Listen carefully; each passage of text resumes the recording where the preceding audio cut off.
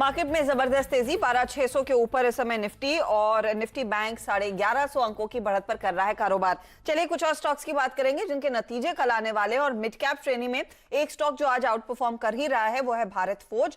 ये अपने numbers post करेगा, साथ ही आज नजरें रहेंगी आईजीएल, पेट्रोनेट, एलएनजी जैसे स्टॉक्स के भी नतीजे कल आने वाले हैं। तो सुमित हमारे साथ है। सुमित, सबसे पहले भारत फोर्ज 7% ऊपर, क्या एक्सपेक्ट कर रहा है मार्केट? देखिए, जिस तरह से एम&एम के नंबर आए हैं उसी की तर्ज पे भारत फोर्ज के नंबर्स पे आते हुए दिखाई पड़ेंगे आपको सीक्वेंशियल बेसिस पर।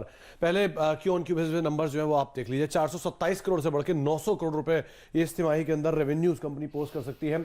ऑपरेटिंग मुनाफा और इबिटा और मुनाफा दोनों में ही यहाँ पर एक घाटे से मुनाफे में आने का अनुमान लगाया जा रहा है। करीब करीब 74 करोड़ का इबिटा घाटा था, जिसके सामने 163 करोड़ का इबिटा मुनाफा इस क्वार्टर के अंदर कंपनी पोस्ट कर सकती है और मार्जिन भी -17% से पॉजिटिव 18% के आसपास आने का अनुमान लगाया जा रहा है। क्लास ए ट्रक वो कंपनी को अब एक ट्रिगर देगा, अच्छे नंबर वहां से आते हुए दिखाई पड़ेंगे। डिफेंस साइड से थोड़ा ऑर्डर पिकअप हुआ है, उसका एक इंपैक्ट रहेगा और ऑटो एंसिलरी स्पेस के भी नंबर ठीक ठाक है, वो मदरसन के नंबर्स में रिफ्लेक्ट भी हुआ है। तो सीक्वेंशियल बेसिस पे लो बेस का एक बड़ा इफेक्ट है। वाई बेसिस पे आपको numbers flat to negative side पे आते हुए दिखाई पड़ेंगे। दूसरा आंकड़ा आना है आईजीएल का, और यहां पर भी आप ज्यादा बेहतर इसका इवैल्यूएशन तभी कर सकेंगे जब इसके नंबर्स सीक्वेंशियल बेसिस पे देखेंगे। अगर क्यू ऑन क्यू बेसिस पे आईजीएल के नंबर देखेंगे, ऑपरेटिंग मुनाफा 83 करोड़ से 288 करोड़ और आय 640 करोड़ से सीधे 1200 करोड़ या 1250 करोड़ के आसपास आने का अनुमान है। तो सीक्वेंशियल बेसिस पर यहां पर भी एक स्ट्रॉन्ग सेट ऑफ नंबर होंगे। मुनाफे फ्रंट पर भी जो एक आंकड़ा है वो करीब करीब 32 करोड़ से बढ़ के 200 करोड़ के आसपास आएगा और मार्जिन भी 12% से दोगुने होकर 24% की रेंज में आएंगे। हालांकि वाई बेसिस पर ये 24 ही था, तो 24 के आसपास ही मार्जिन आता हुआ दिखाई पड़ेगा। इनके वॉल्यूम्स में पिकअप है लास्ट क्वार्टर के कंपैरिजन में, और स्पेशली एनसीआर मार्केट में ज्यादा अच्छा परफॉर्मेंस आ रहा है। तो ये 2-3 चीजें हैं जिसके ऊपर आप नजर रखें, लेकिन अच्छे नंबर दोनों ही कंपनीज के सीक्वेंशियल बेसिस पे देखने को मिलेंगे। तिमाही दर तिमाही आधार पर बेहतर परफॉर्मेंस, और भारत फोर्ज तो आज पहले ही भाग गया है। आईजीएल थोड़ा सा फ्लैट है। शुक्रिया सुमित इस अपडेट के लिए। अच्छा, खिलाड़ी नंबर 1 का अपडेट भी आपकी स्क्रीन पर लेकर आएंगे। चौतरफा तेजी वाले मार्केट में देखिए, मैं जानकार भी क्या उतना ही फायदा कमा रहे हैं रिटर्न्स के लिहाज से। सिद्धेश जैन ने सीडीएसएल में प्रॉफिट बुक कर लिया है 472 के आसपास। इन्होंने अपना एग्जिट का कॉल एग्जीक्यूट किया।